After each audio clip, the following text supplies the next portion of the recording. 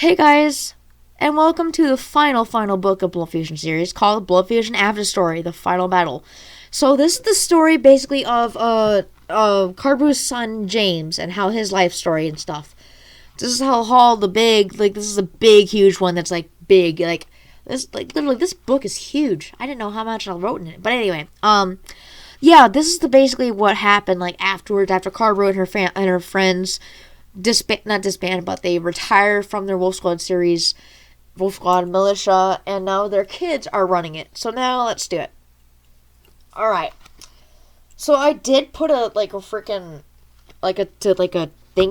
a dedication to my friends and all that. And it has my family name in it, but I'm not gonna say it. So it says thank you for all love and support. So here we go. Alright, let's go. Prologue.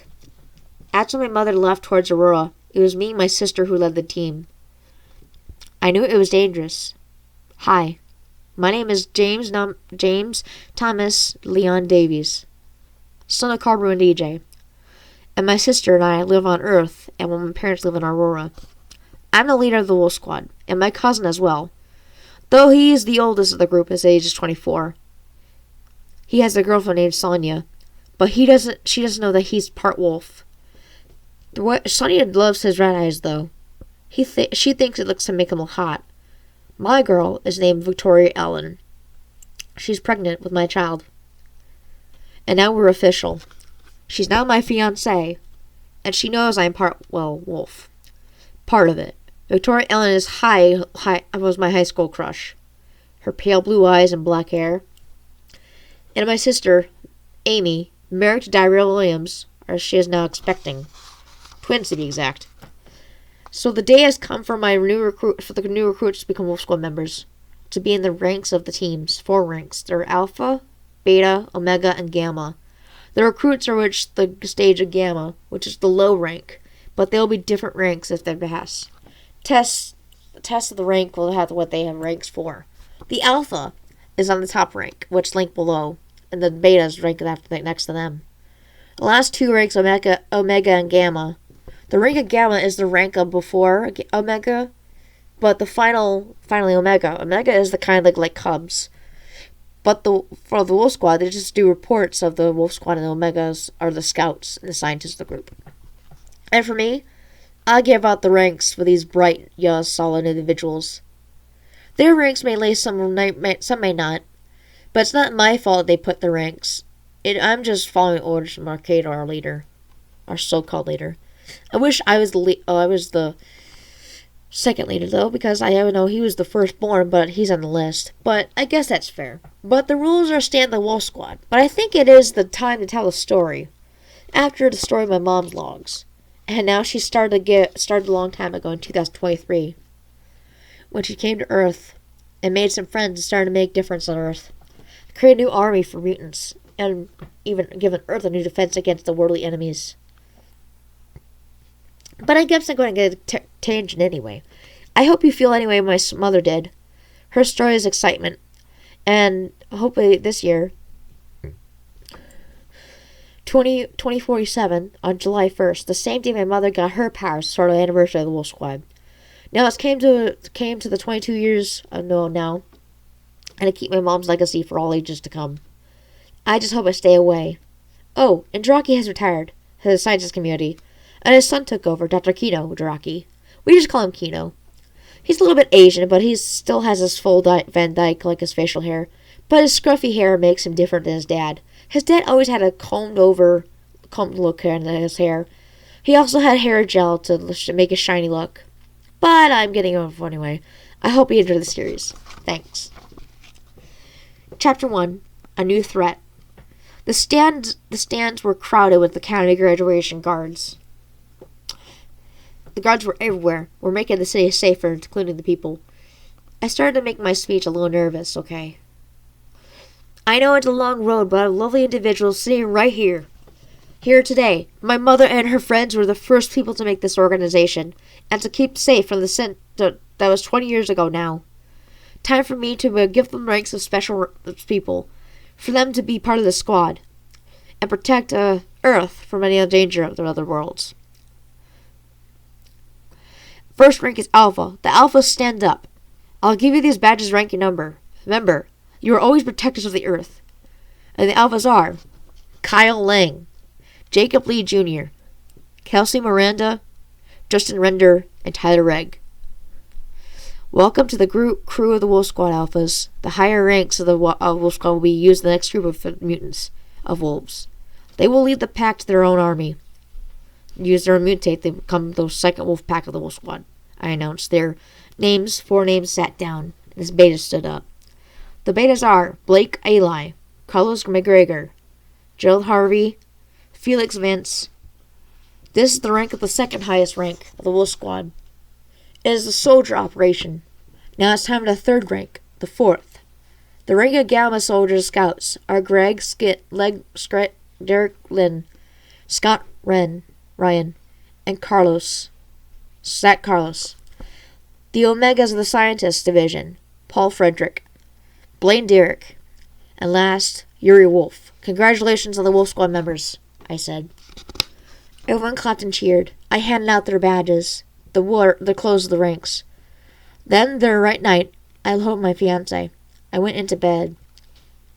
Because it was midnight when I had gotten home. But it was worth it. I was proud to be the leader with my cousin, the Wolf Squad. I hope it'll last forever. But I had to protect my family at all costs, and went till morning. The next morning. Babe, have you seen my shoes? I yelled from downstairs. And Victoria was in the kitchen making breakfast. Looking around, I found my shoes next to the dog, our Siberian Husky, Kiba, a pure white coat with blue eyes. Kiba, what are you doing with my shoes, buddy? I asked. I pet the top of his head. I smiled. I took my shoes. I had a very important meeting to go to the Wolf Squad. I slicked my brown hair to a point, but on the way back, I had a full beard last year, so I decided to shave it. Now I have left as a 5 o'clock shadow. But I put my black suit and red tie on, and loafers that my dog had went downstairs, the future wife. I was standing right there hugging her, holding while her pregnant belly was in my arms, and smiled. Are you going to do the whole thing when he's in there? She asked, laughing. You with him? I'll have every time in the world. I promise I'll protect you forever, with our little one. I said, then I felt a kick of his mother's stomach, and I smiled. He's a little fighter, just like his dad, I said. I kissed her, and then I sat down next to the table. Then, the cell phone went off. I had to get out of my pocket. Hello? James, where are you? Cato asked. I'll be there, okay? Hang on. I said, then hanging up. Gotta go? Victoria asked. I nodded. Lock the door until I'm gone, okay? I love you, I said, kissing her, then walked out the door. I got into my black Chevy Camaro.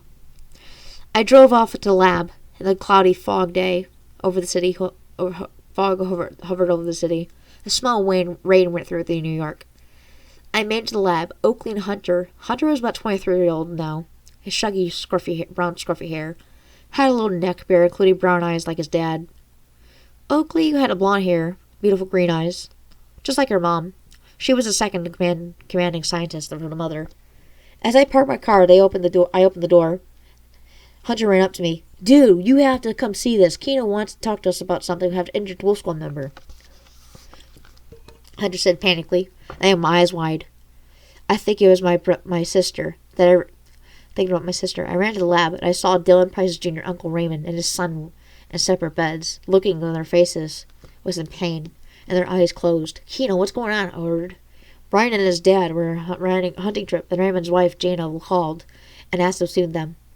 And they said they had the woods for a while, Father's Day weekend, but before this happened, deployed the Wolf Squad Army for the U.S. military. But in this state, we found them, Keno said. I walked up to them and said, looked at them. Their veins were black around. I looked around some of the blood tests. I grabbed some of that near syringes and needles. I poked the needles right and filled it with some of his blood. I gave the blood sample to Keno, and he get some of Raymond. Oakley started testing them and looked at the rock. James, this is bad, Oakley said, with a concerned look on her face. What now? I said. They have the same disease my mother had when my brother was born. She said, I think we have to contact my mom.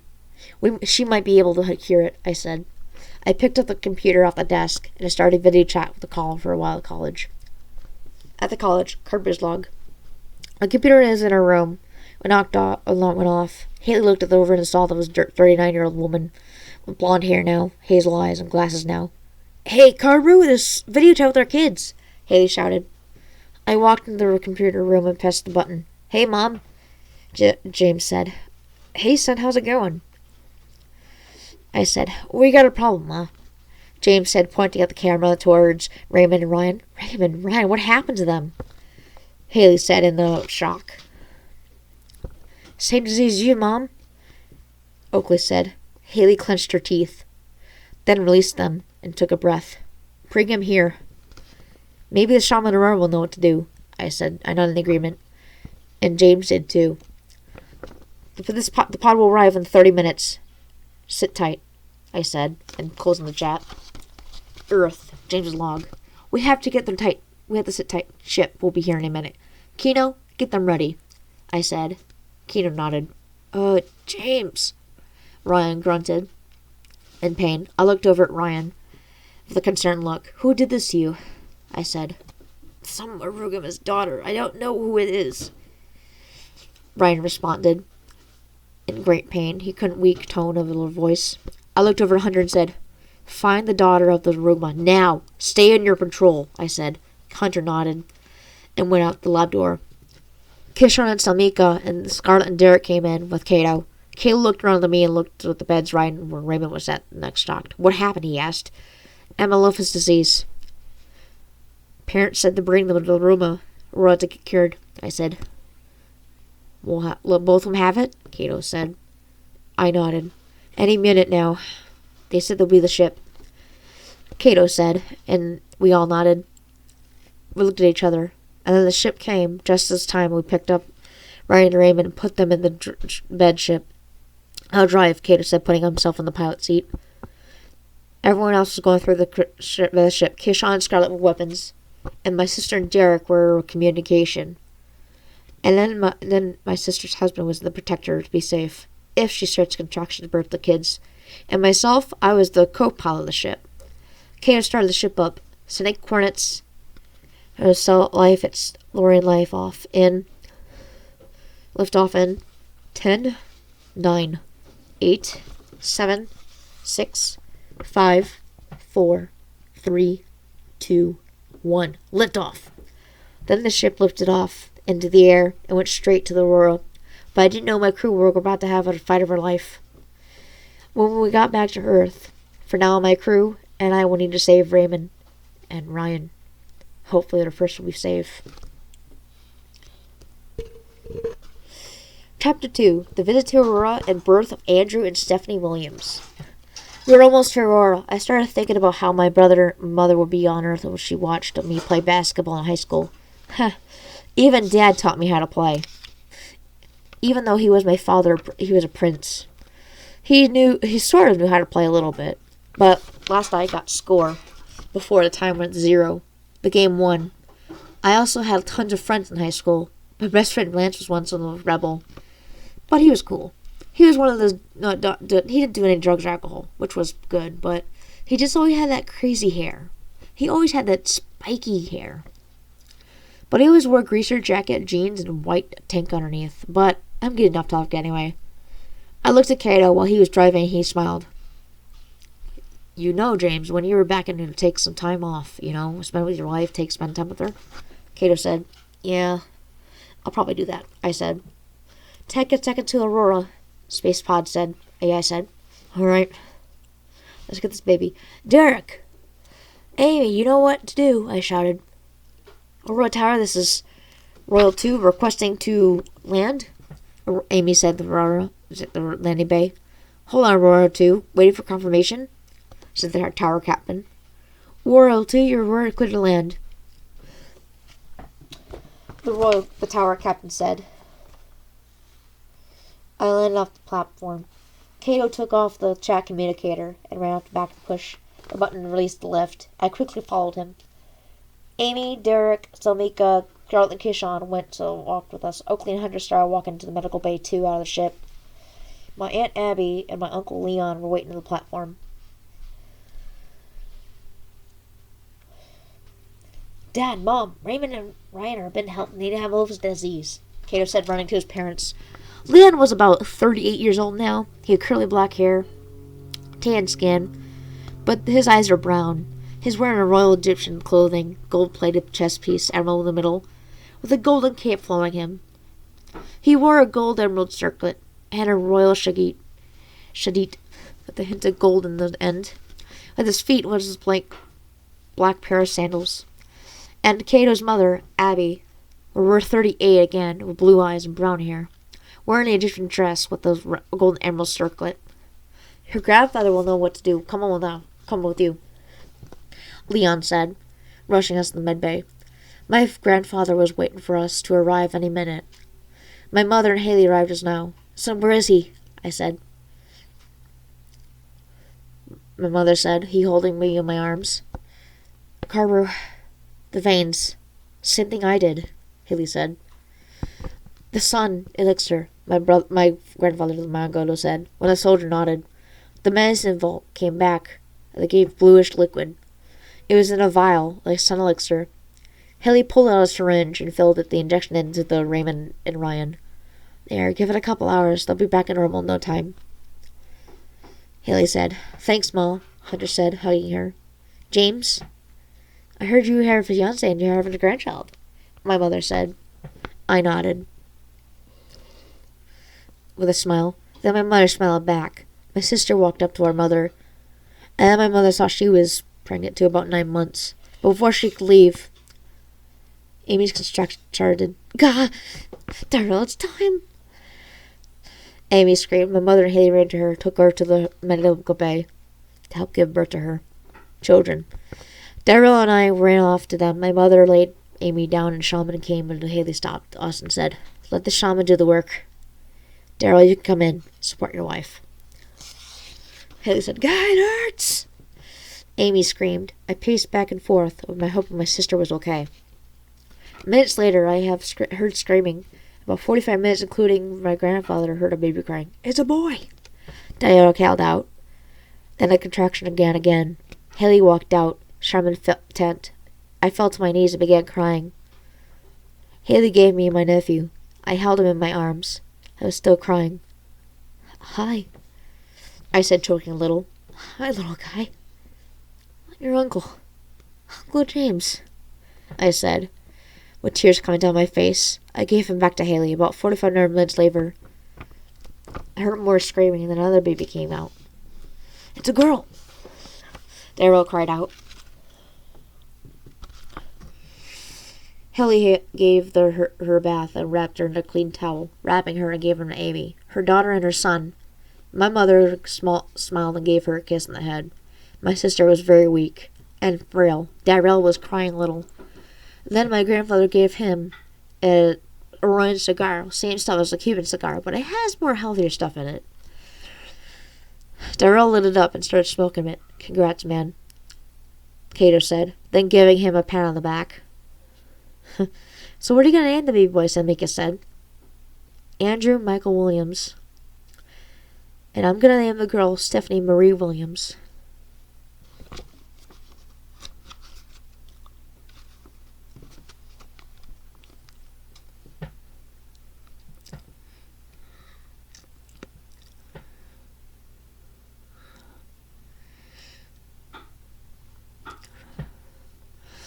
While everyone was celebrating, Raymond and Ryan woke up and they felt better. So are you all right? Raymond asked. Raymond suddenly looked at the ground and smiled. Look who's up, she said. Everyone turned around and smiled. These guys feeling better, my mother said. Look how the elixir worked, after all.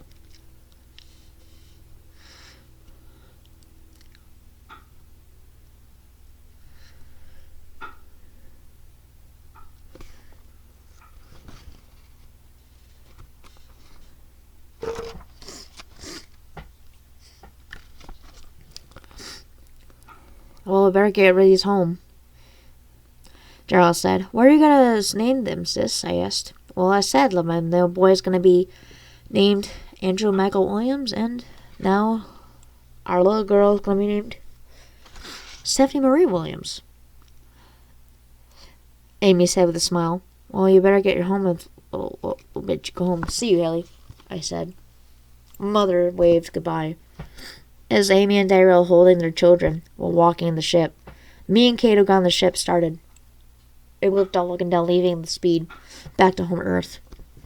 I'm glad I'm my uncle now. I want to protect my nephew and niece of hopefully a cause. Hopefully they'll grow up to be strong like their mother and father. Our future ahead is unknown, but there is going to be a long road. Difficult one, too. I know there's going to be okay for our family, for the pack, and for everyone on Earth. Chapter 3.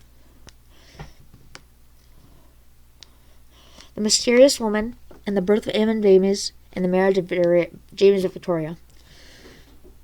As we landed home, Victoria was waiting for me. I was exhausted from the trip. Me and my love went home and went to the bedroom. We were getting ready for bed. I had my shirt off. My muscular chest was showing. My bare chest was showing. Victoria put her arms on my chest. I gazed at her with my green eyes behind me. Another month until our little guy's born, I said, with a smile. I rubbed Victoria's pregnant belly. Someday you're going to be like your dad, Victoria said with a passionate kiss, and then went to bed. The next morning, it was raining. New York. Me and my gang were at the lab. I was looking out the window. I had a frame to climb up the pour, and lightning struck at the side. I stumped a little. I started pondering about yesterday, how Ryan and his dad became sick and almost died, and Amy and Daryl became parents. We'll be able to, I don't know. Hunter and Oakley walked towards me. Oakley put her hand on my shoulder. It'll be okay. You'll pull through. I know. Just get down from there, please, Oakley said. With a worried tone, I got down from the window frame, and I landed on the ground. And I walked towards Dr. Kino and said, I knocked at the door. And the soldier said, sir, he panted, and the look before he could finish. We found a person that we could injure with this really part wolf.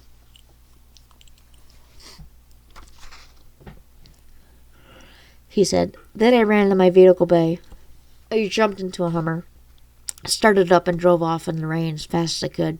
Helped out this mysterious woman. I made it out, a soldier told me to two other soldiers. Waited for me. Captain Blake and Private Cortez were right there, standing there waiting for me. I stopped in the vehicle and ran to them. What happened? I said. We found her this way. She's very weak. Let's get her to the lab, Captain Blake said. I nodded. I picked her up with both of my arms and helped her back to the car. I laid her down. I told Blake to Private Cortez to meet me back at the lab. They both nodded and saluted me. The Wolf Squad salute. I quickly got to the car and started driving away. I made it to the lab. I quickly got out of my vehicle and locked the back lift and put her in the car. I ran out. Move out of the way, I cried out to the crowd who finally got into the lab. They were hooked her up to the brainwave machine, DNA scanner, an EKG monitor. I looked at her with closed eyes. We're squeezing shut. I knew she was in a lot of pain. Dr. Kino was checking the report of being record of computer. Well, I asked. She's sort of. Kino replied, sort of what? I said, shouted in shock. She's part of Rugama. I just took the DNA test. And her father, I know who is her father.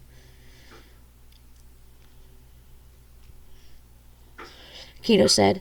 I looked at the report in shock. I backed away. I knocked myself down onto the floor. Some cabinets first sat down slowly.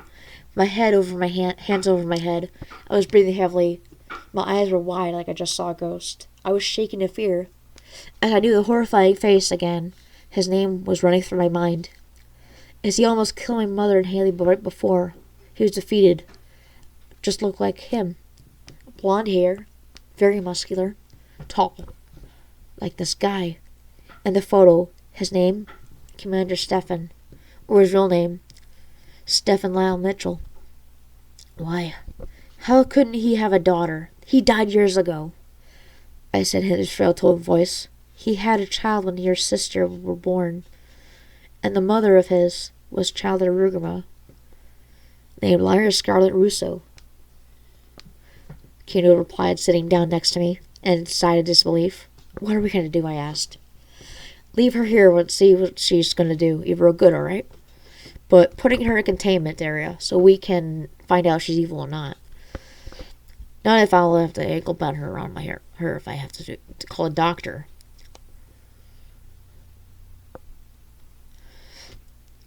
Hello? I said. Hello, Mr. Davies. I have your wife. She's in labor. I'm wondering if you can come down here to comfort your wife. The doctor said.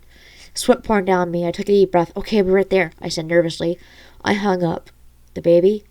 Keno said. I nodded. Go, Keno ordered. I nodded. I ran to my car, drove as fast as I could. My wife was in the birthing room. I heard her scream. I went into the room. Who are you, sir? The doctor asked. I'm the husband. I'm going to comfort her. I said. He nodded. I grabbed my wife's hand. I kissed her on the head. It's okay, babe. I'm here. I said my wife to her. She was in a lot of pain. All right, I could see the head, Miss Stewart. Doing great, Miss Davies. Just keep pushing. The doctor said, yeah! My wife screamed. I squeezed her hand. She squeezed my hand hard. Then I heard the baby cry. It's a boy. The doctor cried out. Tears rolled down my eyes. Doctor gave my son to Victoria. Her eyes began to tear up a bit, holding her child to her chest. What will his name be? The doctor asked. Edmund Leonard Michael Davies, Victoria said. I nodded after the paperwork, a couple of days for us to wait for being all done with it. It was time to head home with the baby. We brought him home. There was my mother and father. Haley and Zach were waiting for us. Even the ones who were there once before, my father was so happy to see his grandson. He held him in his arms. My mother, crying, held her grandson and him up with him. So when are you two going to get married? My mother asked. About 2 weeks today, I said. We'll be there for that. Haley said. We all will, Darrell said. 2 weeks later, I was pacing back and forth in front of the altar. Quit worrying, said Darrell, who was my best man. Then bride music began to play. Everyone stood up. Then I saw my wife, beautiful, coming down the aisle with a wonderful silk dress that was my mother's wedding. I had a royal marriage, which was a golden royal sedan on, and a golden chest piece with a battle royal armor in the middle of it, which was my father's outfit for his wedding. When she finally approached me, we finally held hands together. Then the priest began to speak. Doggroth, the Almighty, we are gathered here today at the holy matrimony of James Leon Thomas Davies and Victoria Marie Ellen. James, will you bow before me so we can do the marriage ritual? He said. I nodded. I bowed before him. He put his hands on Doggroth's amulet on my head. He began to say his prayer.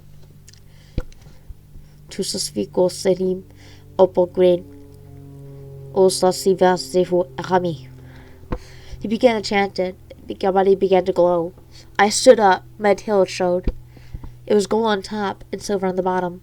Victoria was surprised, but she didn't care because I loved her, and she loved me since I was a child. Since we have a child. She knew I wanted to protect her. She smiled, and the priest began to speak again. Now the ritual was complete. Will the protector of the rings come to present them? Then Cato brought the rings and the Aurora box. Cato opened it. We both took the rings out. Now the vows, said the priest. Then I held up Victoria's hand. I, James Thomas Leon Davies, will take her hand in marriage, protect you, honor you, cherish you with all my heart. And with this ring, I shall be with you forever. I finished. I, Victoria Mary Ellen, promise to cherish, honor, and love you with all my heart forever, and let us rings remind us our love and compassion for each other forever. She said, then we exchanged the rings, and the priest said, by the power vested in me and the almighty Doggroth, I pronounce you husband and wife. You may kiss the bride. Then me and Victoria passionately kissed, and everyone clapped and cheered. And now, from now on, I will protect my family to save the world together. Hopefully we'll find out what happens to this mysterious woman, and find out what's capable. But if Chemo said if we have to do every move, we'll make sure she doesn't mess up. Or maybe she put in bars. I just hope it doesn't act like parents like her. Whew. Alright. Whee! Alright, guys. I think that was a good episode today. So hopefully I will see you guys all later in the next episode of Blood Fusion Afterstory, the final battle. So see you guys all later. Peace out.